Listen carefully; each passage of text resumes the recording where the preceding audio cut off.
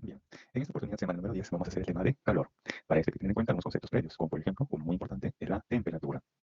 Nos dice lo siguiente, que la temperatura es una propiedad de un objeto, la cual indica qué tan caliente o qué tan frío está respecto a un patrón de referencia establecido, o sea, respecto de una escala de temperatura. Más adelante vamos a estudiar o vamos a analizar algunas escalas de temperatura. Ahora, independientemente de la escala de temperatura, nos dice luego lo siguiente, que la temperatura mide el grado de agitación molecular. Para que esta idea se comprenda mejor, les planteo el siguiente ejemplo. Ustedes, digamos, caminan. Ustedes caminan y su corazón late a un cierto ritmo. Por lo tanto, su temperatura corporal pues, tiene un cierto valor promedio. Imaginemos que de pronto ustedes se desplazan a dar su examen y están caminando. Y de pronto ven que van a cerrar la puerta. ¿Ustedes qué van a hacer en ese momento? Si ustedes están caminando, se están acercando y de pronto observan que van a cerrar la puerta de ingreso. ¿Qué van a hacer en ese momento? Van a, Correcto. van a correr, ¿no es cierto?, para poder ingresar y dar su examen. Una vez que han pasado esa puerta de ingreso, su corazón late más rápido o late más lento. Rápido. Más rápido, claro, porque han corrido, ¿cierto? Su corazón late más rápido y empiezan a sudar. Es porque su temperatura corporal ha aumentado o ha disminuido. Aumentado. Aumentado. Así es. Ahí, por ejemplo, observo lo siguiente, que cuando ustedes estaban caminando, su corazón late un cierto ritmo y su temperatura tiene un cierto valor. De pronto ustedes corren. ¿Qué ocurre ahí? Su corazón late más rápido, o sea que se ha incrementado el grado de agitación molecular. Su sangre también se va a desplazar en su interior más rápido. Por eso también se está incrementando el grado de agitación molecular. Y eso hace que su temperatura corporal ligeramente se incremente. Por eso que nos dice que la temperatura mide el grado de agitación molecular. Otro ejemplo, aquí tenemos tres termómetros colocados en tres sistemas. En el sistema mostrado o en el gráfico mostrado aquí a la izquierda, se observa que los átomos o moléculas están más juntos unos de otros. Por lo tanto, aquí tenemos un menor grado de agitación molecular. Y en el gráfico de la derecha se obtiene que los átomos o moléculas están más alejados unos de otros. Por lo tanto, ahí tenemos un mayor grado de agitación molecular. Y si luego colocamos termómetros en estos sistemas, entonces es de esperar que en el gráfico de la derecha tenga una mayor temperatura respecto de la izquierda. ¿Correcto? Igual en medio tenemos una temperatura intermedia entre ambas. Bien, hasta aquí pueden tomar la captura.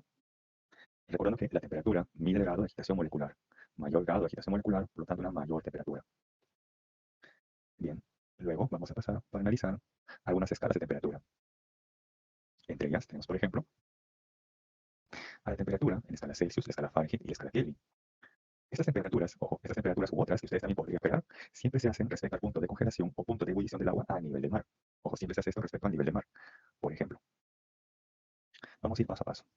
Según la clase pasada, vimos que la presión atmosférica en Lima respecto a la presión atmosférica en Puno, o en el Cusco, creo que les puse como ejemplo, no recuerdo bien, pero digamos que es en Puno.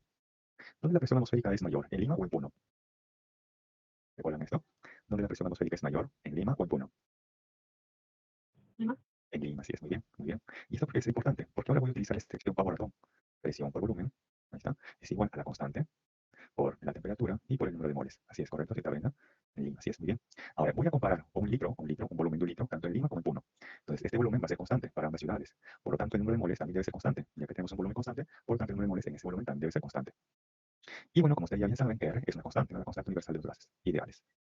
Y aquí ya podemos finalizar con lo siguiente, comparando cómo es la presión con la temperatura. En Lima me han dicho correctamente que la presión es mayor, entonces en Lima la presión es mayor, entonces la temperatura de ebullición del agua en Lima también va a ser mayor. ¿Respecto de quién? Por ejemplo, respecto de dónde, de Puno. En Puno hay una menor presión y por lo tanto en Puno una menor temperatura de ebullición del agua.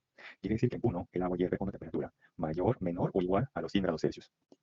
En Puno el agua hierve a una temperatura mayor, menor o igual a los 100 grados Celsius. Menor. Menor, claro, menor a los 100 grados Celsius. Muy bien. Si desean hasta aquí, pueden tomar esa captura, ya que lamentablemente lo voy a borrar. Entonces tengan presente que todas las escalas de temperatura, todas, como por ejemplo estas tres u otras, inclusive las que ustedes podrían crear, se hacen siempre tomando como referencia el punto de congelación o el punto de ebullición del agua a nivel del mar. ¿Correcto? A nivel del mar. Bien, borramos esto. Por ejemplo, a nivel del mar, en escala Celsius, el agua se congela a los 0 grados Celsius y ebulle, hierve a los 100 grados Celsius. En escala Fahrenheit, el agua se congela a los 32 grados Fahrenheit y ebulle, hierve a los 212 grados Fahrenheit. En escala Kelvin, el agua se congela a los 273 Kelvin y ebulle, hierve a los 373 Kelvin. Ahora, quiero conocer una relación entre estas escalas de temperatura. Entonces planteamos aquí la siguiente relación, que la temperatura en escala Celsius entre 5 es igual a la temperatura en escala Fahrenheit menos 32 y todo esto entre 9. Y esto a su vez es igual a la temperatura en escala Kelvin menos 273 y todo esto entre 5. Entonces, si yo quiero una relación de la escala Celsius con la escala Fahrenheit, voy a tomar esta igualdad. Si busco una relación de la escala Celsius con la escala Kelvin, entonces voy a tomar esta igualdad. Y si busco una relación de la escala Fahrenheit con la escala Kelvin, entonces voy a tomar esta otra igualdad. Ahí va a depender de qué escala quiero yo analizar, ¿correcto? Ahora, a partir de aquí, también podemos obtener lo siguiente, que una variación de temperatura en escala Celsius entre 5 es igual a una variación de temperatura en escala Fahrenheit entre 9, y este a su vez es igual a una variación de temperatura en escala Kelvin entre 5. A partir de esta última expresión, en el examen les podrían preguntar lo siguiente. A ver, les proponen aquí lo siguiente. Como primera proposición les mencionan que 10 grados Celsius es igual a 10 Kelvin. Esto de aquí, ¿es correcto o incorrecto? ¿Es verdadero o es falso? Le dicen 10 grados Celsius es igual a 10 Kelvin. ¿Ese es correcto? Falso. Falso, muy bien, eso es falso. Si esto es falso, entonces ¿cómo será esto otro? Una variación o una variación en 10 grados Celsius es igual a una variación en 10 Kelvin. ¿Cómo debe ser la segunda? La primera me han dicho correcto, esto es falso. ¿Cómo debe ser la segunda? ¿Verdadero o falso? Una variación en 10 grados Celsius es igual a una variación en 10 Kelvin. ¿Esto cómo debe ser? ¿Verdadero o falso? ¿Verdadero? Es verdadero, así es. Muy bien, perfecto. Han hecho lo más difícil, que es tener en cuenta cuando les preguntan acerca de la temperatura y cuando les preguntan acerca de la variación de la temperatura, que no es lo mismo. Por eso que en la primera ustedes dijeron que es falso, porque claro, 10 grados Celsius no es igual a 10 Kelvin, eso es correcto, falso, muy bien, falso. Pero si le dijeran una variación en 10 grados Celsius es igual a una variación en 10 Kelvin, eso sí es verdadero, ¿correcto? Bien, hasta ahí pueden tomar la captura con ese ejemplo adicional. Y aquí una cosa es que les pregunten acerca de temperatura y otra cosa muy distinta a una variación de la temperatura.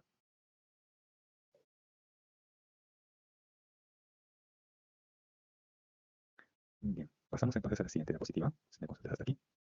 Y tenemos justamente el problema número uno bien sencillo. Nos dice, la temperatura más alta en el desierto de Libia es 140 grados Fahrenheit y la temperatura más baja en el desierto de la Antártida es 183 Kelvin. Pregunta, ¿a cuánto equivalen estas temperaturas en escala Celsius? Entonces lo que tengo que hacer es pasar de la escala Fahrenheit a la escala Celsius y esta otra de la escala Kelvin a la escala Celsius. Básicamente es. Entonces tenemos aquí, para pasar de la escala Fahrenheit a la escala Celsius, vamos a tomar esta igualdad, que la temperatura en escala Celsius entre 5 es igual a la temperatura en escala Fahrenheit menos 22 y todo esto entre 9. Y reemplazamos. ¿Cuánto vale esa temperatura en escala Fahrenheit por dato 140? Ahí está 140 menos 32 y todo ello luego entre 9. Debe ser igual aquí a la temperatura en escala Celsius entre 5. 140 menos 32, eso nos da 108. 108 entre 9 que nos da 12. Y finalmente 5 va a multiplicar a 12 y ahí que tenemos que la temperatura es de 60 grados Celsius. Ahora vamos a analizar en la Antártida. Ahí la temperatura es 183 Kelvin y lo quiero pasar a la escala Celsius. Entonces vamos a tomar esta relación que quizás ya la conocen desde el curso de química. La temperatura en escala Kelvin más la temperatura en escala Celsius, pero la temperatura en escala Kelvin es igual a la temperatura en escala Celsius más 273. Una expresión que ya lo conocen quizás del curso de química, sobre todo cuando utilizan la ecuación del Power-Atom. Bien, repasamos. ¿Cuánto es la temperatura en escala Kelvin? 183. Esto debe ser igual aquí a la temperatura en escala Celsius más 273. De ahí que despejando se obtiene que la temperatura es igual a menos 90 grados Celsius. Esa sería entonces la respuesta al problema número uno. Hasta aquí pueden tomar la captura. Aquí sencillamente se ha pasado de la escala Fahrenheit a la escala Celsius y también de la escala Kelvin a la escala Celsius.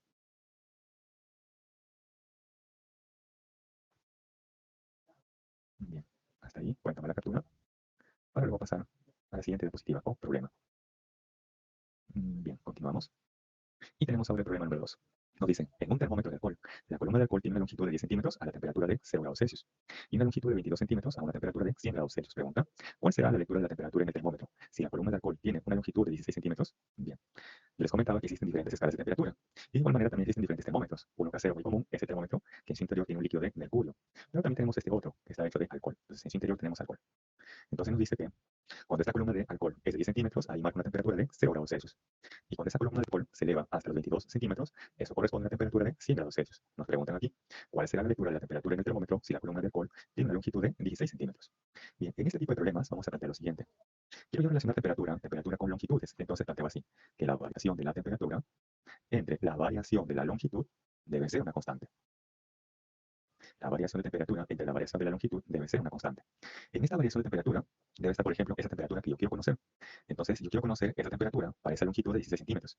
Pero esta la debo de comparar con una temperatura que ya es conocida a una cierta altura. Por ejemplo, esta temperatura de 0 grados Celsius, que tiene una altura de 10 centímetros. Entonces, tendríamos una variación de temperatura. La temperatura que yo quiero conocer menos una temperatura que ya es conocida. ¿Eso entre quién? Esa variación en la longitud. Sería entonces ahí 16 centímetros, que es la longitud para esa temperatura desconocida, menos 10 centímetros, que es la longitud para esa temperatura conocida. Esto va a ser igual, nos dice una constante. Pero ahora lo debo de igualar con quién. Ahora tenemos que relacionar dos temperaturas con dos longitudes que sí son conocidas. Como por ejemplo, tenemos la temperatura que es conocida y también su respectiva longitud que es conocida, 22 centímetros. También tenemos la temperatura de 0 grados Celsius que es conocida y también su longitud que también es conocida. Por eso vamos a plantear lo siguiente. Aquí nos dice, aquí a la izquierda de desigualdad tenemos en el numerador esa variación de la temperatura que quiero conocer, menos una temperatura ya conocida, 0 grados Celsius. ¿Entre quién? La variación de la longitud. Esta longitud de 16 centímetros para esa temperatura desconocida, menos esa longitud de 10 centímetros para la temperatura de 0 grados Celsius. ¿Esto va a ser igual a quién? Nuevamente, una variación de temperatura entre una variación de longitud. Pero ahora aquí a la derecha tenemos que tomar dos temperaturas y dos longitudes que son conocidas, como por ejemplo 0, 0 y 100 grados Celsius. Ahí tenemos entonces 100 grados Celsius menos 0. ¿Entre quién? Su variación de longitud. La longitud para la temperatura de 100 grados Celsius es de 22 centímetros, menos la longitud para la temperatura de 0 grados Celsius, que vale 10 centímetros. Hasta aquí nada más, pongan pulgar arriba o un like, si se entiende hasta aquí la idea, si me dejo entender hasta aquí la idea, de por qué este cociente o es igualdad. ¿Sí? ¿Hasta ahí? ¿Sí se me dejó entender con la idea? Ok. Entonces, ustedes van a plantear esto, variar la temperatura entre la variación de longitud es igual a una constante. De esa manera, ustedes van a poder relacionar temperaturas con longitudes, ¿correcto? Temperaturas con longitudes. Bien, perfecto. Ahora, ¿qué hacemos? Pues vamos a operar. 100 menos 0, 100. 22 menos 10, 12. Por esta parte, nos queda simplemente la temperatura desconocida. Y 16 menos 10 nos da 6. Sexta 1, sexta 2 y 100 entre 2 nos da 50. Por lo tanto, la temperatura a esa longitud de 16 centímetros le corresponde 50 grados Celsius. Esa sería entonces la respuesta al problema. Hasta ahí pueden tomar la captura. Entonces, cada vez que les proponga una relación de temperaturas y longitudes, van a tener en cuenta que la variación de temperatura entre la variación de la longitud siempre es una constante. Y comparan lo que quieren conocer menos algo que ya es conocido. Y luego, al otro lado de la igualdad, comparan dos temperaturas con sus respectivas longitudes que sí son conocidas.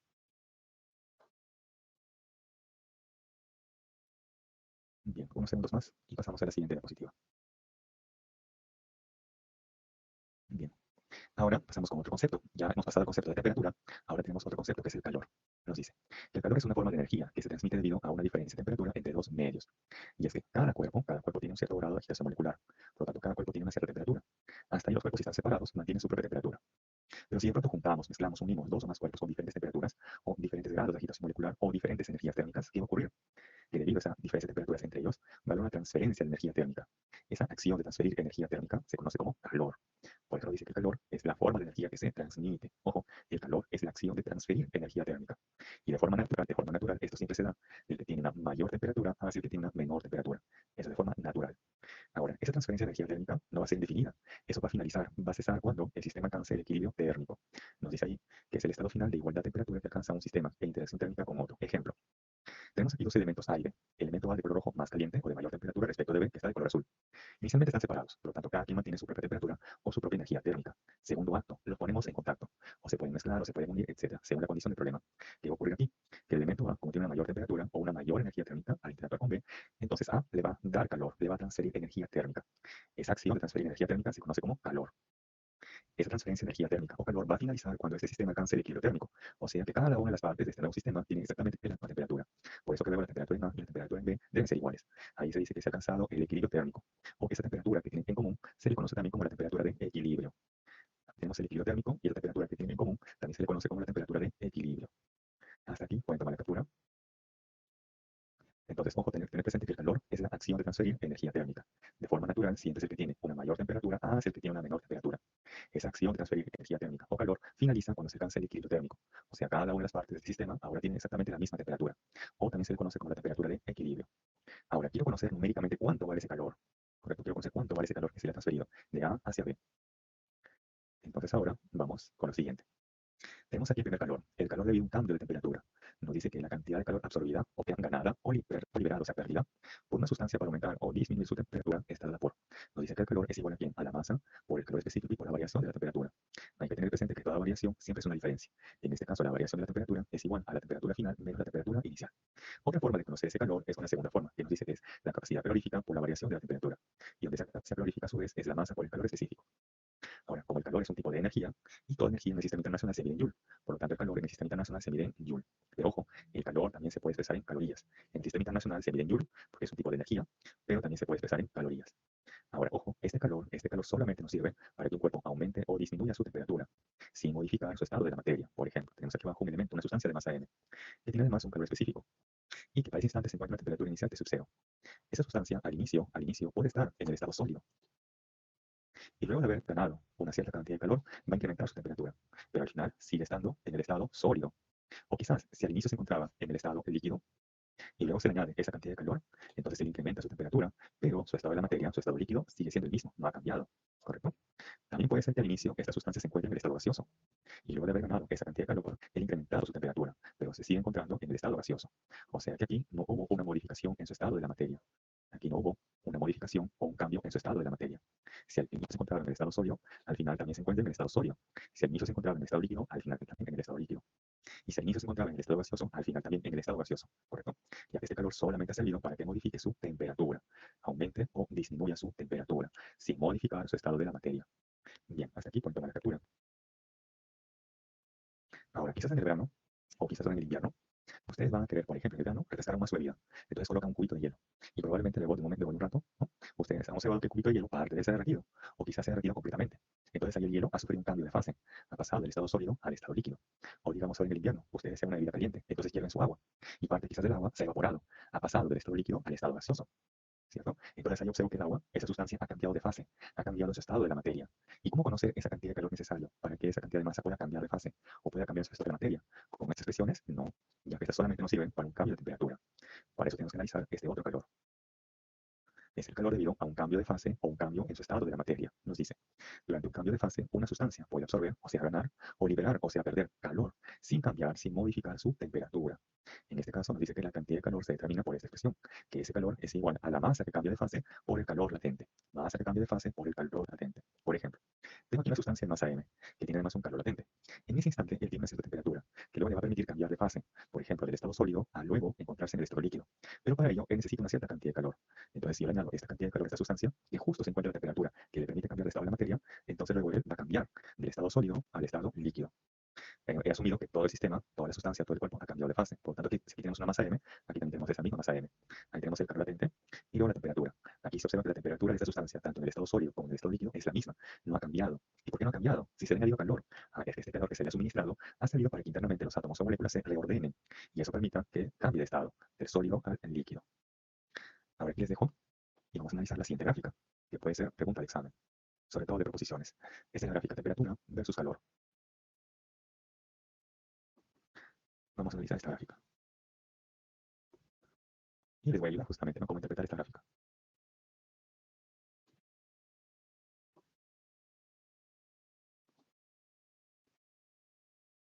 Bien, les dicen que inicialmente se tiene una sustancia en el estado sólido, ¿correcto? En el estado sólido. Entonces, ojo, la sustancia parte del estado sólido, ¿sí?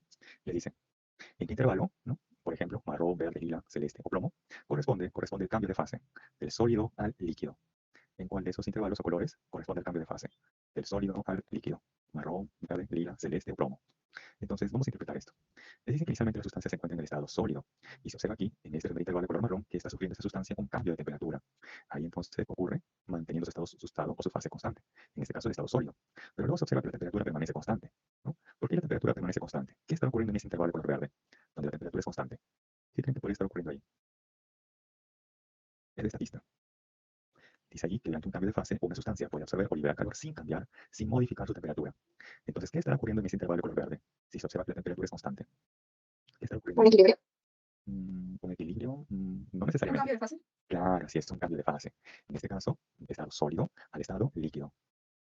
Ahí tenemos un cambio de fase, del estado sólido al estado líquido.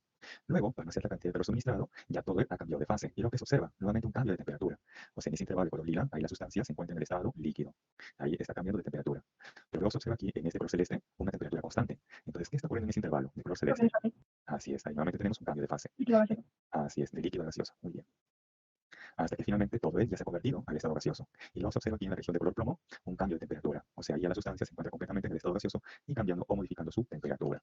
Esto se suele preguntar en el examen a modo de proposiciones, ¿correcto? En este caso, inicialmente la sustancia se encontraba en el estado sólido. Estos son partidos desde el estado sólido.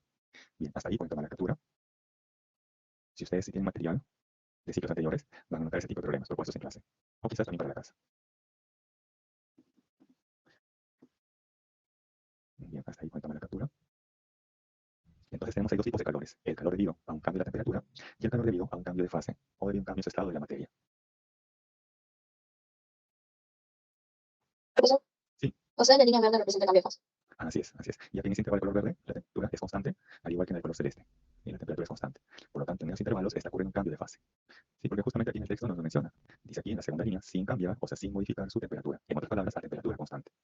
Por eso que tiene presente que durante un cambio de fase o durante un cambio en el estado de la materia, la temperatura permanece constante. No aumenta ni tampoco disminuye, permanece en todo momento constante. Ok, profesor, gracias. Ok, gracias a por su consulta. Bien, continuamos. Y ahora vamos a hablar acerca del agua, tanto su calor específico como su calor latente. ¿Y por qué con el agua? Porque el agua puede encontrarse en los tres estados de la materia, sólido, líquido y gaseoso. Por ejemplo, a nivel del mar, ojo, a nivel del mar, a temperaturas menores o iguales a 0 grados Celsius, el agua se puede encontrar en el estado sólido, o lo que conocemos como hielo. Entre 0 y 100 grados Celsius tenemos agua en el estado líquido, lo que bebemos. Y para temperaturas mayores o iguales a 100 grados Celsius, el agua se encuentra en el estado gaseoso. ¿Por qué es importante tener en cuenta en qué estado de la materia se encuentra el agua? Es que el calor específico va a depender justamente de ello. En el estado sólido o hielo, el calor específico del agua es de 0,5 calorías gramos grados Celsius. En el estado líquido es de 1 caloría gramo grados Celsius. Y en el estado gaseoso o vapor de 0,5 calorías gramos grados Celsius. ¿Correcto? Ahora, el calor latente. Veamos. Cuando el agua pasa del estado sólido al estado líquido, requiere una cantidad de calor que le permita cambiar de fase. Ese calor que le permite cambiar de fase es la masa por el calor latente. ¿Y cuánto vale ese calor latente? Bien, ya lo tenemos. El calor latente para pasar del estado sólido al estado líquido es igual a 80 calorías por cada gramo. Y si quiero pasar del estado líquido al estado sólido, ahí se trabaja con menos 80 calorías por cada gramo. Ahora aquí, Si tengo agua líquida y lo quiero pasar a la fase gaseosa o vapor, entonces ese calor necesario es masa por calor latente. Y ese calor latente ahora tiene un valor de 540 calorías por cada gramo. Y si quiero pasar de la fase gaseosa o vapor a la fase líquida, ahí ese calor latente de menos, o se considera menos, 540 calorías por cada gramo.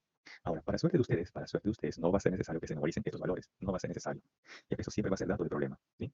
Ojo, no va a ser necesario que se memoricen estos valores. Lo que sí es importante es tener en cuenta que dichos valores, ya sea de calor específico o el calor latente, va a depender en qué estado de la materia se encuentre el agua o de qué tipo de transformación va a realizar el agua. ¿Correcto?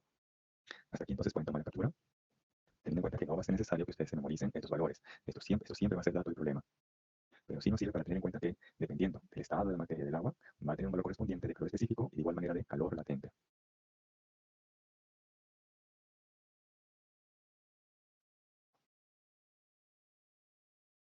Bien, continuamos. Ya casi para finalizar esta parte de la teoría, tenemos el principio de calorimetría, o también conocido como la conservación de calor. Nos dice, en una mezcla de dos o más sustancias, la cantidad de calor ganado por una o varias de ellas es igual a la cantidad de calor perdido por las restantes. En resumen, matemáticamente, la sumatoria del calor ganado, ahí está ganado, más la sumatoria del calor perdido siempre es igual a cero. En todo sistema térmicamente aislado o cerrado, se cumple que la sumatoria del calor ganado más la sumatoria del calor perdido siempre es igual a cero. Ahora, ¿quiénes ganan calor? Aquellos que incrementan su temperatura o su grado de agitación molecular.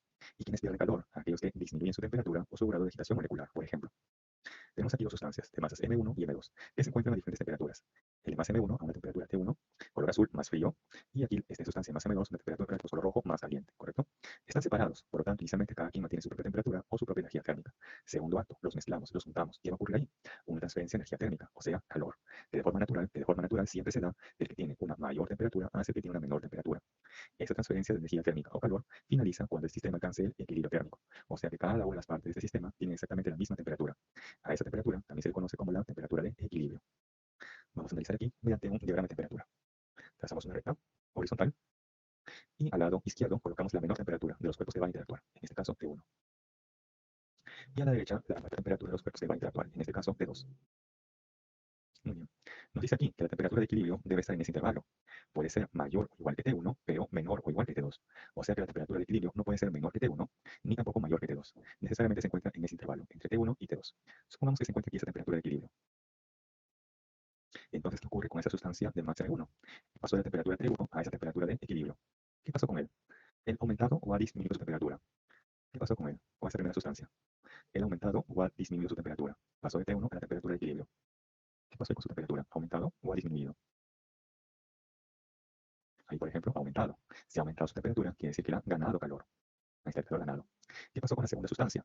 Él tenía una masa M2 a una temperatura T2, ¿correcto? Luego se mezcló con este otro y alcanza una temperatura de equilibrio. Pero esa temperatura de equilibrio es menor a la que tenía inicialmente, que fue T2. Entonces él ha disminuido su temperatura y por lo tanto él ha perdido calor. Si yo sumo este calor ganado más este calor perdido, ¿eso cuánto debe ser?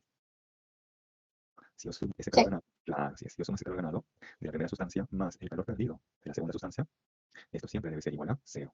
Entonces, bien, hasta aquí pueden tomar la captura. Hasta aquí pueden tomar la captura. Entonces, esa va a ser una forma de reconocer quiénes ganan y quiénes pierden calor. Ganan calor aquellos que incrementan su temperatura o su grado de agitación molecular. Y quienes pierden calor aquellos que disminuyen su temperatura o su grado de agitación molecular.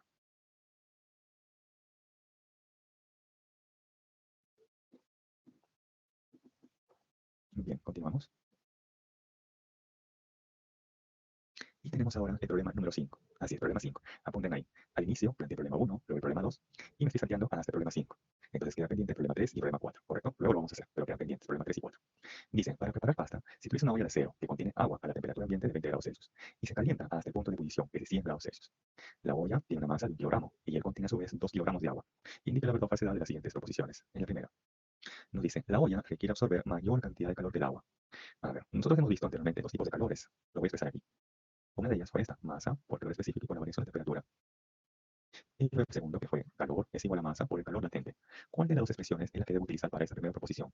¿La primera o la segunda expresión? ¿Cuál de estas dos? La primera. Así es, la primera. ¿Y por qué la primera y no la segunda? Veamos. Se tiene aquí una olla que está hecha de acero y que se encuentra a la temperatura ambiente de 20 grados Celsius. Luego, ¿qué se va a hacer con esa olla de acero? Que contiene agua en su interior, pues se le va a calentar hasta una temperatura de 100 grados Celsius. En ese intervalo de temperatura, entre 20 y 100 grados Celsius, la olla de acero habrá pasado del estado sólido al estado líquido. O sea, esa olla se habrá fundido, se habrá derretido. No. No. Claro, porque por ejemplo cuando ustedes cocinan, ustedes habrán notado que su olla para el agua no se ha derretido, no ha cambiado de fase. Entonces ahí vamos a utilizar esa primera expresión, ya que es el calor debido a un cambio de temperatura, sin modificar, sin cambiar su estado de la materia o su fase. De igual manera con el agua a 20 grados Celsius se encuentra en el estado líquido. Y a 100 grados Celsius también se puede encontrar en el estado líquido, pero claro está que si yo le incremento el calor, entonces se empieza a hervir, ¿correcto? empieza a evaporarse parte de él. Bien, entonces ya sabemos qué expresión vamos a utilizar. Aquí tenemos un esquema gráfico. Tenemos la olla de acero que contiene agua en su interior. Entonces planteamos aquí el calor que está absorbiendo esa olla de acero, que es la masa, por el calor específico por la variación de temperatura. Y reemplazamos. En este caso voy a reemplazar primero el calor específico. ¿Por qué? Nos dice que vale 0,11 calorías gramos grados Celsius. Ahora decía, ¿por qué voy a reemplazar primero él? Para hacer el siguiente análisis. Luego sigue aquí la masa del acero. ¿Cuánto es la masa del acero o de la olla de acero? 1 kilogramo. Ustedes se preguntarán, profe, ¿por qué no colocar aquí 1 kilogramo? ¿Por qué colocar aquí miligramos? Eso nos va a dar justamente el calor específico. Por eso he colocado al inicio. El calor específico va a tener un cierto valor, dependiendo de la sustancia. Pero aquí lo importante es sus unidades. Nos dice aquí calorías, gramos, grados Celsius. Como acá dice, cuando se indica gramos, entonces la masa necesariamente debe estar en gramos. 1 kilogramo expresado en gramos equivale a 1000. Luego sigue la variación de la temperatura. ¿Cómo sé en qué escala debe estar esa variación de temperatura? Esa información nos va a dar bien el calor específico. Aquí nos dice grados Celsius. Por lo tanto, esa variación de temperatura debe estar en la escala Celsius. Ahí tenemos. Temperatura final 100 grados Celsius menos la inicial 20 grados Celsius. Es correcto. Ahora, ¿cómo saber en qué unidad está expresado el calor? Eso también nos da el calor específico. Que dice aquí calorías, tal de calorías. Por lo tanto, todo este calor al final está expresado en calorías. ¿Correcto? Por eso que es importante, ojo, tener en cuenta las unidades del calor específico. En este caso nos dice calorías, gramos, grados Celsius. Supongamos que en el examen los quieren confundir y colocan así. Calorías, gramos, grados Fahrenheit. Vamos a suponer, ¿correcto? Que el calor específico está en calorías, gramos, grados Fahrenheit. En ese caso, su variación de temperatura también debe estar en escala Fahrenheit. La pregunta es, ¿esto que hubiese reemplazado, estaría bien o estaría mal? ¿Qué creen ustedes? Supongamos que en el examen el calor específico está expresado en calorías, gramos, grados Fahrenheit. Y yo lo reemplazo así tal como está. 100 grados Celsius menos 20 grados Celsius. ¿Eso estará bien o estará mal? ¿Qué creen ustedes? Mal. Eso estaría mal, así es. Porque ojo, aquí nos dice grados Fahrenheit, entonces esta variación de temperatura también debe estar en escala Fahrenheit, ¿correcto? Hay que tener cuidado con ello. Por eso siempre es importante darse cuenta en las unidades del calor específico. Bien. Continuamos. Y ahora pasamos con el calor para el agua. Calor específico, 1 caloría por cada gramo grados Celsius. Y como indica gramos, la masa expresada en gramos. Nos dice 2 kilogramos. A 2 kilogramos en gramos equivale a 2000. Ahí está. Luego sigue por la variación de temperatura. ¿En qué escala debo de expresarlo? Veamos. Aquí nos dice calor específico, 1 caloría por cada gramo grados Celsius. Por lo tanto, la escala de temperatura o la variación de temperatura debe estar en escala Celsius. Ahí está. 100 grados Celsius menos 20 grados Celsius. Está correcto. Y obtenemos ese resultado. Ahora ustedes comparen. ¿Qué calor ha sido mayor? ¿El del agua o el del acero? El del agua. El del agua. Por lo tanto, ¿cómo debe ser la primera proposición? ¿Verdadero o falso? Falso. Falso, así es, muy bien. Y si la primera es falso, ¿cómo debe ser a lo mejor la segunda? Verdadera. Verdadero, claro, así es, así es. Dice, el agua requiere absorber mayor cantidad de calor que la olla. Así es, verdadero, muy bien. Finalmente, la tercera proposición nos dice, la cantidad de calor que absorbe la olla y el agua depende de su calor específico. Nos dice aquí, el agua absorbe mayor cantidad de calor que el acero. ¿Por qué? Porque el calor específico del agua es mayor que la del acero. Aquí lo voy a indicar un ratito, por aquí arriba. El calor específico es igual al calor entre la masa por la variación de temperatura. Entonces, a mayor calor específico, mayor cantidad de calor requiere para variar su temperatura. A mayor calor específico, entonces mayor calor requiere para variar su temperatura. Si yo observo aquí el calor específico del agua y el calor específico del acero, el del agua es mayor, por lo tanto el agua requiere una mayor cantidad de calor para variar su temperatura en comparación del acero. Por eso si ustedes ponen a calentar, por ejemplo, su agua en una olla de acero y ustedes la encienden la hornilla, ¿quién de los dos se calienta más rápido? ¿El agua o la olla, que está hecho de acero u otra aleación metálica? ¿Quién se calienta más rápido? Ustedes El agua. encienden Ustedes encienden y de pronto tocan el agua y a la par también toca la olla. ¿En cuál de los dos van ustedes a La sentir olla. una mayor? En la La olla. olla. En la olla, así es. Así es. Porque como el agua tiene un mayor calor específico, entonces el agua requiere una mayor cantidad de calor para variar su temperatura. En cambio, el acero, ese metal, tiene un menor calor específico. Por lo tanto, requiere una menor cantidad de calor para modificar su temperatura. Por eso que en él es más fácil notar ese cambio de temperatura. Si ustedes colocan su agua, ¿no?, en la olla, encienden la hornilla, ustedes al rato tocan el agua y la olla, ustedes rápidamente se van a quemar más rápido. ¿Dónde? Si tocan la olla, ¿no? Así es. Por lo tanto, la tercera es verdadero. Bien, hasta ahí pueden tomar la captura. Y eso es lo que ocurre por lo general con los metales. Los metales o aleaciones metálicas tienen un calor específico, por lo general menor al del agua.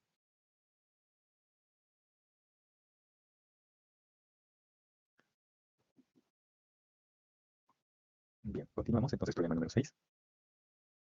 Nos dice, si tiene 100 gramos de vapor de agua a la temperatura de 100 grados Celsius, pregunta, determine la cantidad de calor que se requiere sustraer o extraer para convertirlo completamente en hielo a la temperatura de menos 10 grados Celsius. A ver, yo les voy a plantear esto y ustedes van a decir si es correcto o incorrecto, ¿sí?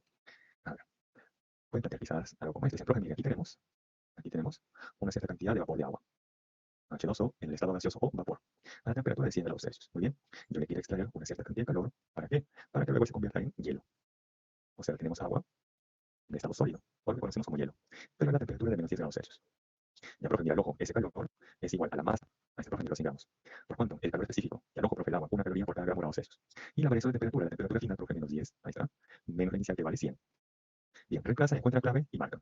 La pregunta es, ¿esa respuesta es correcta o incorrecta? ¿Qué creen ustedes? ¿Este procedimiento es correcto o incorrecto? A ver, ¿este procedimiento es correcto o incorrecto? ¿Alguien por ahí? Incorrecto. Incorrecto. ¿Y por qué? ¿Por qué es incorrecto? Porque es incorrecto porque no es correcto. ¿Por qué? Veamos, al inicio el agua se encontraba en el estado gaseoso, ¿no? Vapor o el estado gaseoso. Y al final debe encontrarse, dice, en hielo, o sea, en el estado sólido. Para pasar del estado gaseoso al estado sólido ha tenido que pasar por una fase intermedia, que es la fase líquida. Y para ello el agua ha tenido que sufrir algunos cambios de fase, algunos cambios en su estado de la materia, para pasar del estado gaseoso al estado líquido y luego del estado líquido al estado sólido. Por eso que esto es incorrecto. ¿Por qué? Porque esa expresión masa, calor específico por la variación de temperatura, es correcto cuando en ese intervalo de temperatura la sustancia no ha cambiado, no ha modificado su estado de la materia o su fase, ¿correcto? Si al inicio se encontraba en el estado sólido, al final también en el estado sólido. Si al inicio se encontraba en el estado líquido, al final también en el estado líquido. Y si al inicio se encontraba en el estado gaseoso, al final también en el estado gaseoso, ¿correcto? En tanto que este otro calor nos sirve justamente para el cambio de fase o el cambio en el estado de la materia, masa que cambia de fase por el calor latente. Bien, borramos esto, el incorrecto, y vamos a hacer lo correcto, lo que sí se debe hacer. Bien, tenemos entonces aquí agua, ojo, agua a 100 grados Celsius, pero ojo que se encuentra en el estado gaseoso, en forma de vapor.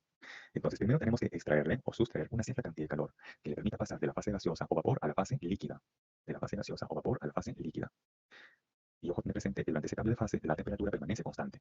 Aquí tenemos 100 grados Celsius en la fase gaseosa o vapor, y ahora tenemos 100 grados Celsius en la fase líquida. Ya está en la fase líquida.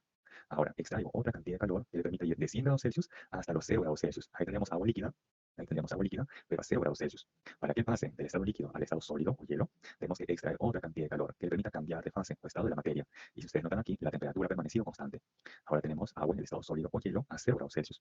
Y ahí tenemos que extraer otra cantidad de calor que nos permita disminuir la temperatura hasta los menos 10 grados Celsius. Ese sería el esquema correcto, ¿sí? Entonces aquí se ha considerado dos cambios de fase, del gaseoso al líquido y luego del líquido al sólido.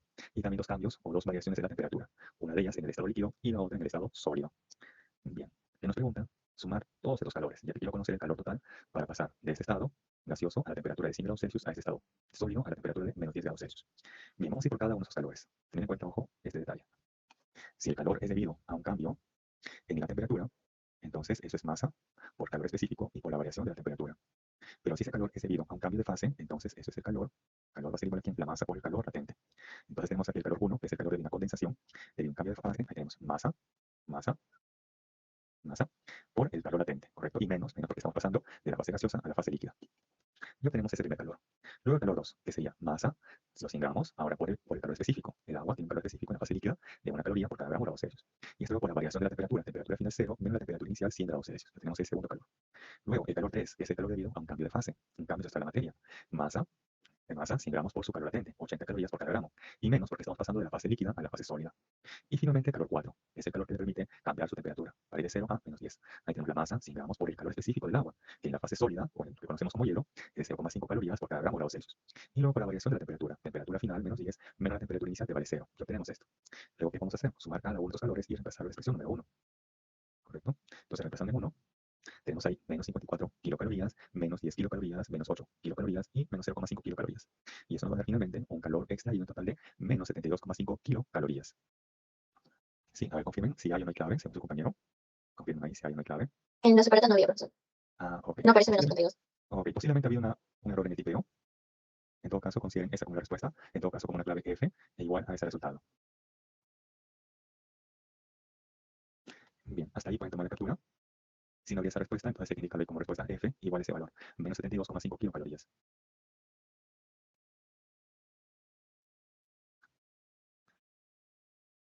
Bien, entonces hay que tener en cuenta que durante el cambio de fase, la temperatura permanece constante, y ese calor que le permite cambiar de fase es masa por calor latente.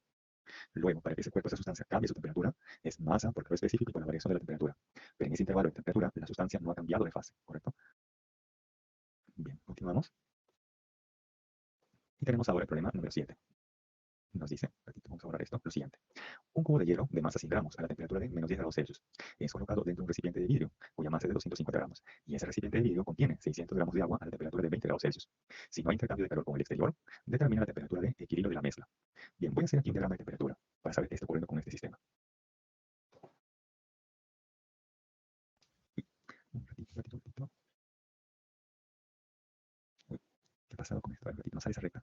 Uy, a ver, un ratito.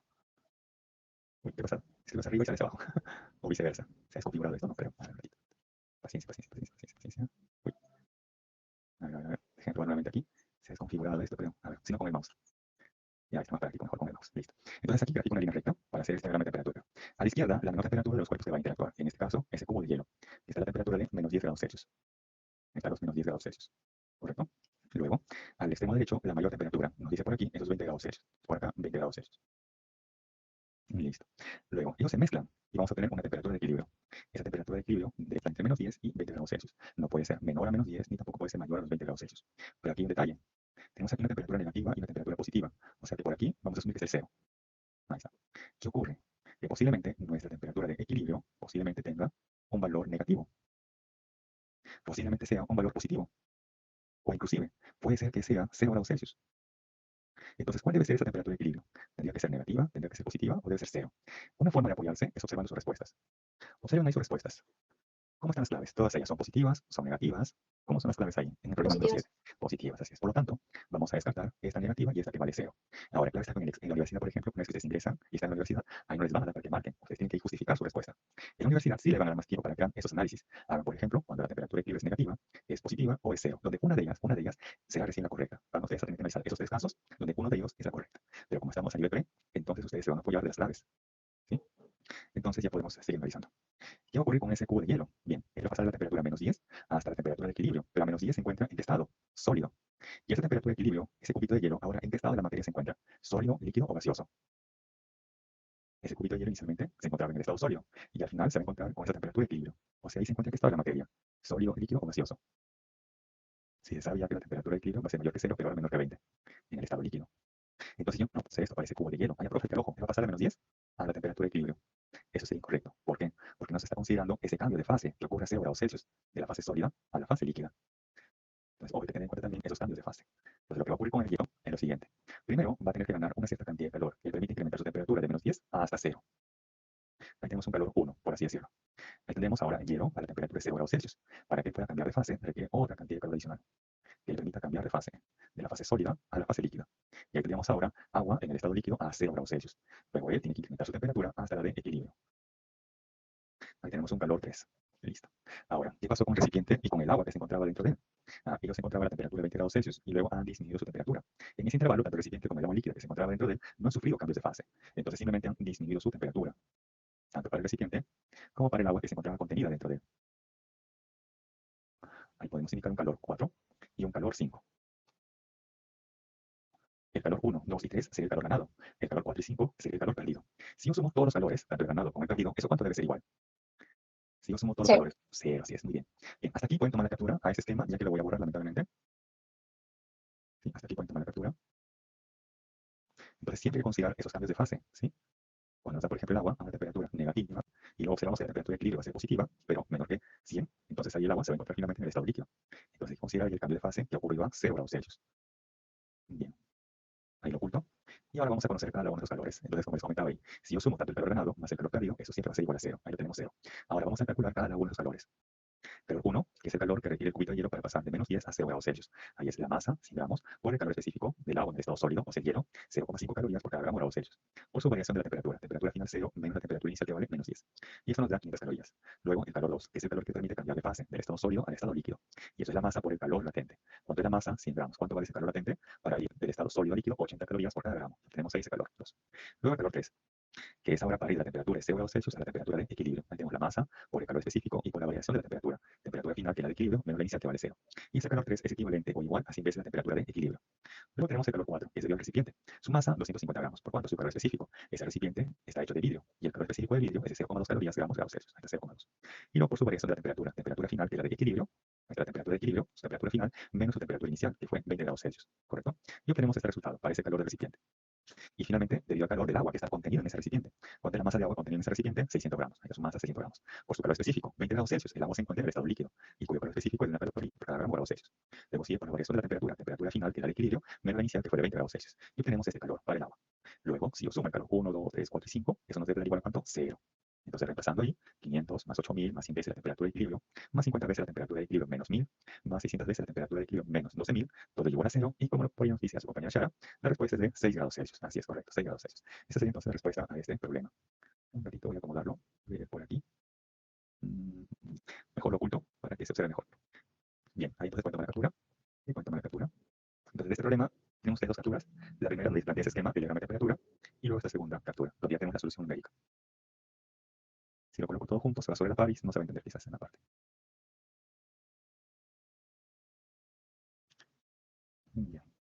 Entonces, ojo, siempre es importante tener en cuenta los cambios de fase o los cambios de estado de la materia. Bien, pasamos entonces, siguiente diapositiva. Y tenemos ahora el problema número 8. Nos dice, una aleación metálica de masa 200 gramos a la temperatura de 446 grados Celsius se coloca dentro de un calorímetro, o sea, dentro de un recipiente que está hecho de aluminio y cuya masa es de 100 gramos. Ese recipiente o ese calorímetro que está hecho de aluminio contiene 100 gramos de agua a la temperatura de 20 grados Celsius. Luego, si la temperatura de equilibrio de la mezcla es 80 grados Celsius, pregunta, ¿cuál es el calor específico de la aleación? Entonces vamos a tener aquí un esquema gráfico. Ahí tenemos entonces ese calorímetro o ese recipiente que está hecho de aluminio que contiene agua y que luego en él se ha colocado un elemento, una aleación metálica. Vamos a hacer aquí su diagrama de temperatura para saber más o menos qué está ocurriendo con este sistema. Un ratito, y ahora sí. Trazamos una recta horizontal y luego a la izquierda se colocan las temperaturas menores de los cuerpos que van a interactuar. En este caso, que tiene una menor temperatura, tanto el calorímetro como el agua contenido en él, o sea, 20 grados Celsius. Y aquí, a la derecha, la mayor temperatura de los cuerpos que van a interactuar. En este caso, ¿quién es? Esa aleación metálica, cuya temperatura es de 446 grados Celsius. En ese intervalo debe encontrarse la temperatura de equilibrio. Por dato, nos dicen que vale. ¿Qué pasa acá? Por dato ya nos dicen que vale 80 80. grados Celsius. Así es, eso ya está el problema felizmente. Ahí está, 80 grados Celsius. Bien, entonces, ¿qué ha ocurrido con el agua que se encontraba dentro de ese calorímetro o dentro de ese recipiente que está hecho de aluminio? El paso de 20 a 80 grados Celsius. Es para el agua. En ese intervalo de temperatura, ¿el agua en qué estado de la materia se encuentra? ¿Sólido, líquido o gaseoso? Entre 20 y 80 grados Celsius. ¿El agua en qué estado de la materia se encuentra? ¿Sólido, líquido o gaseoso? Líquido. ¿Líquido? Líquido, así es muy bien. Entonces quiere decir que el agua en ese intervalo de temperatura no ha sufrido un cambio de fase, simplemente ha cambiado su temperatura. ¿Correcto? Aquí no ha sufrido un cambio de fase. Ahora, el aluminio, como ustedes bien saben, es un metal. Ese metal es el aluminio en ese intervalo, entre 20 y 80 grados Celsius. ¿En qué estado de la materia se encuentra el aluminio? ¿Sólido, líquido o gaseoso? Sólido. Sólido, así es. Entonces aquí el aluminio no ha sufrido un cambio de fase, simplemente ha cambiado, ha modificado su temperatura, manteniendo su estado sólido constante en ese intervalo de temperatura. Ahora, dentro de ese sistema se ha colocado una aleación metálica, un metal. Correcto, entonces tenemos inicialmente un metal a la temperatura de 446 grados Celsius. Y luego él va a descender a esa temperatura de 80 grados Celsius. Entonces, ahí tenemos un metal. En ese intervalo de temperatura, entre 80 y 446 grados Celsius, esa aleación metálica, ¿en qué estado de la materia se encuentra? ¿Sólido, líquido o gaseoso? Sólido. Sólido. Correcto, sólido. Por lo tanto, aquí ese metal no ha sufrido un cambio de fase. En ese intervalo, simplemente ha disminuido su temperatura. Él no ha sufrido aquí un cambio de fase. Bien, ese sería entonces el diagrama de temperatura para este esquema, ¿no? Para este problema. Bien, hasta ahí pueden tomar una captura, ya que esto lamentablemente lo voy a tener que borrar. Sí, hasta ahí pueden tomar una captura. Bien, luego, si yo sumo el calor ganado debido al agua y debido al aluminio, con el calor perdido debido a esa aleación metálica, ¿eso cuánto nos debe dar? Si sumo el calor ganado del agua más del aluminio más el calor debido a esa aleación metálica, ¿eso cuánto nos debe dar? Calor Cero. ganado, cero. Si siempre en todo sistema herméticamente cerrado o técnicamente aislado, la sumatoria del calor ganado más la sumatoria del calor perdido siempre es igual a cero. Así es, muy bien. Continuamos. Ahí justamente empecé a planteado lo que me dijeron, si yo sumo todo eso, nos tiene que dar igual a cero. El calor ganado debido al agua sería masa, 100 gramos de agua, ahí está, por el calor específico, que en el estado líquido es de una caloría por cada gramo de grados Celsius. Luego sigue por la variación de la temperatura de equilibrio, nos define que es 80 menos la inicial que fue de 20 grados Celsius. Y obtenemos un calor igual a 6.000 calorías. Luego, el calor ganado, pero debido al aluminio, debido a ese calorímetro o ese recipiente, que es masa. ¿Cuánto es su masa? 100 gramos de aluminio, ahí está, 100 gramos. ¿Por cuánto es su calor específico? En este caso, 0,22 calorías por cada gramo de grados Celsius. Y luego por la variación de la temperatura final, que era de equilibrio, menos la inicial que fue de 20 grados Celsius. Y esto nos da un calor de 1.320 calorías para ese calorímetro o ese recipiente de aluminio. Y finalmente, para esa aleación metálica, ¿cuánto es su masa? 200 gramos, ahí está, 200. Luego, ¿por cuánto? Su calor específico. Y luego por la variación de la temperatura final, que es la de equilibrio, menos la inicial, que fue de 446 grados Celsius. Y obtenemos esta cantidad de calor, menos 73.200 veces el calor específico. Sumamos todo, y eso nos tiene que dar igual a cero. De ahí que finalmente despejando, se obtiene que el calor específico de esa aleación metálica es de 0,1 calorías gramos grados Celsius. Bien, hasta ahí pueden tomar la segunda captura del problema 8. Sí, la primera captura fue ese diagrama de temperatura, y la segunda captura ya la parte numérica.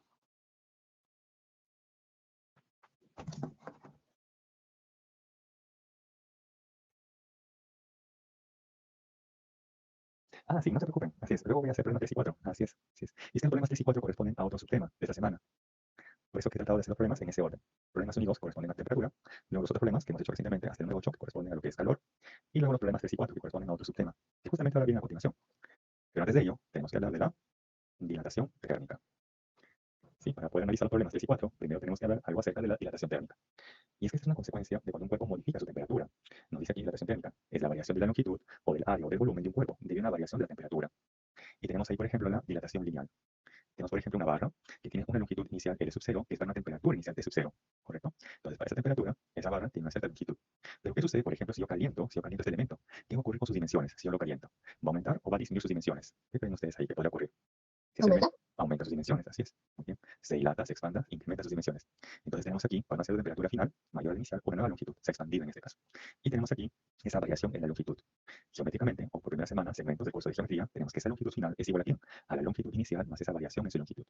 ¿Cómo determinar a su vez esa variación en la longitud? Bien, se plantea como el coeficiente de dilatación lineal por la longitud inicial y por la variación de la temperatura. Si yo reemplazo esa variación de la longitud en la primera expresión y factorizo la longitud inicial, obtengo lo siguiente, que la longitud final es igual a la longitud inicial, corchetes, 1 más el coeficiente de dilatación lineal por la variación de la temperatura. Bien, aquí tenemos la dilatación lineal, pero también puede haber una dilatación superficial en áreas, superficies. Por ejemplo, tengo aquí una área inicial que es para una temperatura inicial de sub cero. Voy a asumir que este elemento se calienta, correcto. De otra manera, calentamos este elemento. Entonces él se va a expandir y tenemos aquí una área final que es para una temperatura final mayor a la inicial, ya que estoy asumiendo que se ha incrementado su temperatura, correcto. Ese es el análisis que estoy planteando. Estos cuerpos están incrementando su temperatura y por lo tanto se van a expandir. Bien, planteamos entonces que el área final es igual al área inicial más la variación en su área, donde a su vez esa variación en su área es igual a 2 veces el coeficiente de dilatación lineal por el área inicial y por la variación de la temperatura. Esa variación del área lo voy a reemplazar en la primera expresión y voy a factorizar el área inicial y obtenemos lo siguiente, que el área final es igual al área inicial, abre paréntesis, 1 más 2 veces el coeficiente de dilatación lineal por la variación de la temperatura. Ahora, muchas veces a este término, 2 veces el coeficiente de dilatación lineal, se le conoce como el coeficiente de dilatación superficial. Este simbolito sigma, o también lo pueden conocer como beta, eso va a depender ya del libro del autor, voy a indicar aquí al costado. Aquí, por ejemplo, tiene este simbolito sigma, pero también puede ser el símbolo beta, no hay problema. Según los autores puede ser sigma o puede ser beta, pero no representa el coeficiente de dilatación superficial. ¿Correcto? Luego tenemos por acá la dilatación volumétrica. Por ejemplo, tenemos aquí un cubo que tiene un volumen inicial para una temperatura inicial de sub cero. Voy a asumir que este cubo, de otra manera, se calienta. Entonces se va a expandir. Y tenemos aquí un volumen final para una temperatura final. Planteamos entonces que ese volumen final es igual al volumen inicial más la variación en el volumen. Si ustedes, por ejemplo, comparan la primera ecuación, tanto para dilatación lineal, superficial y volumétrica, observan que tiene casi la misma forma, ¿no? Tiene casi la misma forma. Que algo final es igual a quién? A algo inicial más quién? Más su variación. No tienen esa forma. Algo final es igual a algo inicial más su variación. Ahora quiero conocer esa variación en el volumen y planteamos ahí que esto va a ser igual a 3 veces el coeficiente de dilatación lineal por el volumen inicial y por la variación de la temperatura.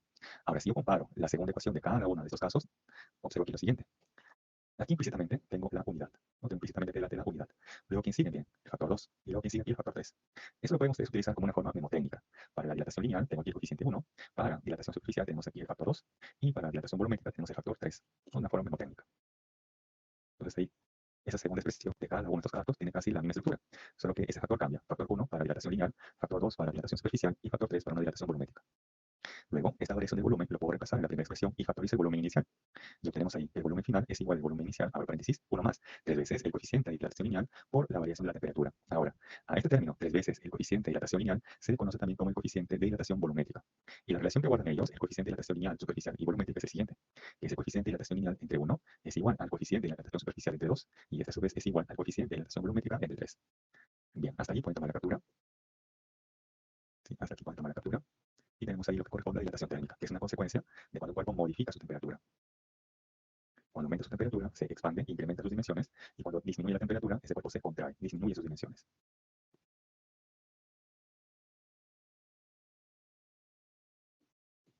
Y eso es justamente debido al grado de agitación molecular, porque vimos al comienzo que menor temperatura implica un menor grado de agitación molecular, mayor temperatura implica un mayor grado de agitación molecular.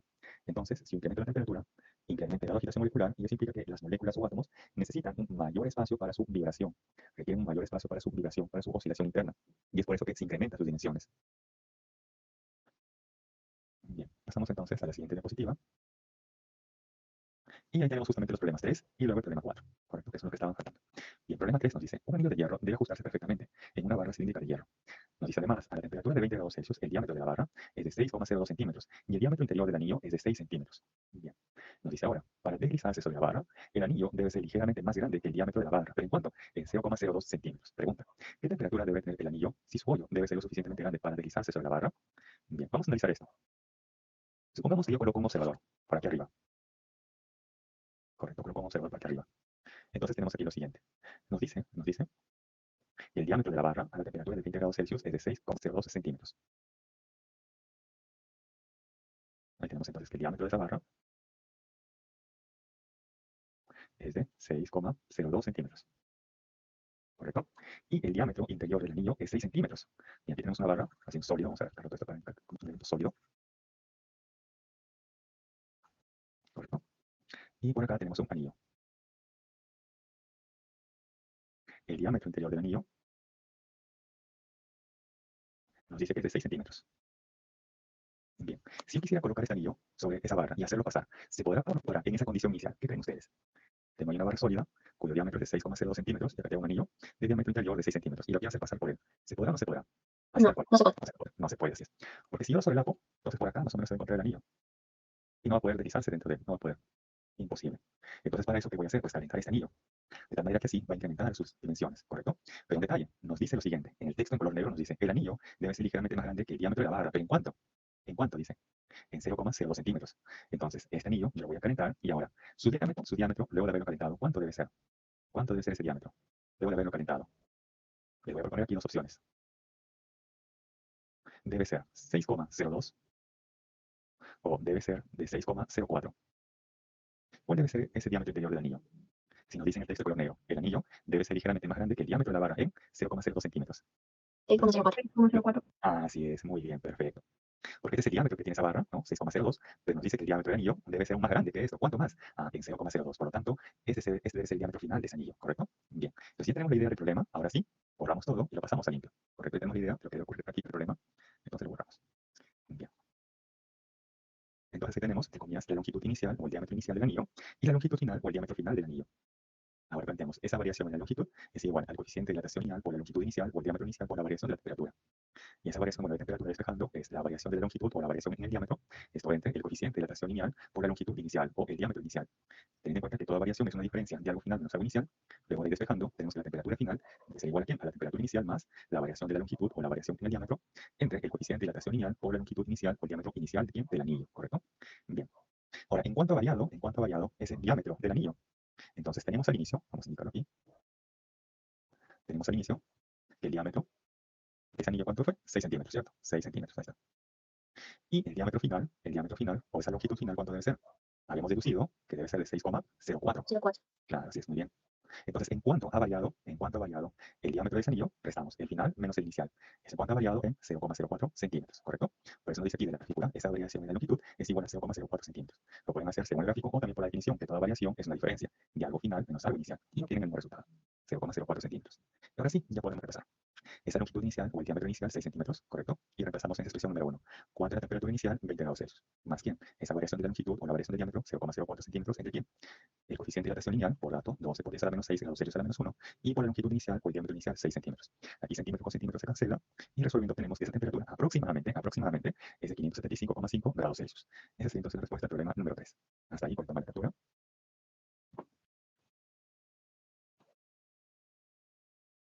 Entonces ahí también el texto lo he colocado con diferentes colores, ¿no? Para tener en cuenta las condiciones del problema.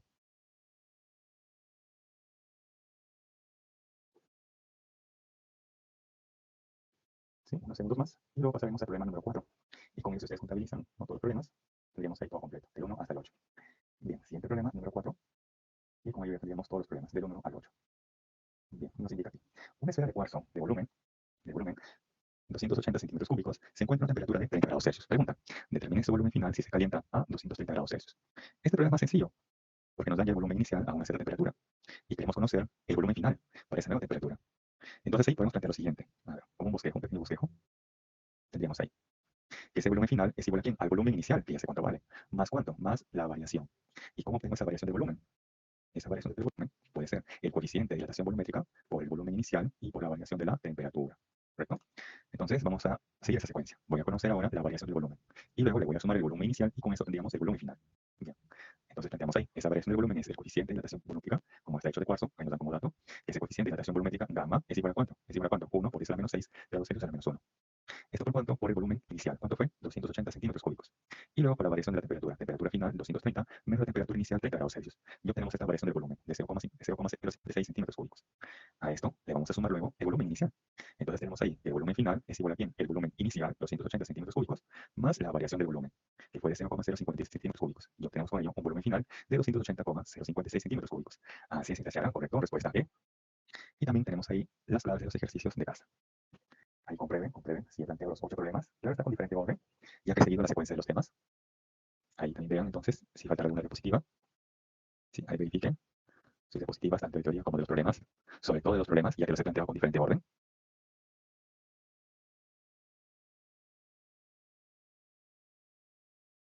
Ok, a ver, todos verifiquen ahí.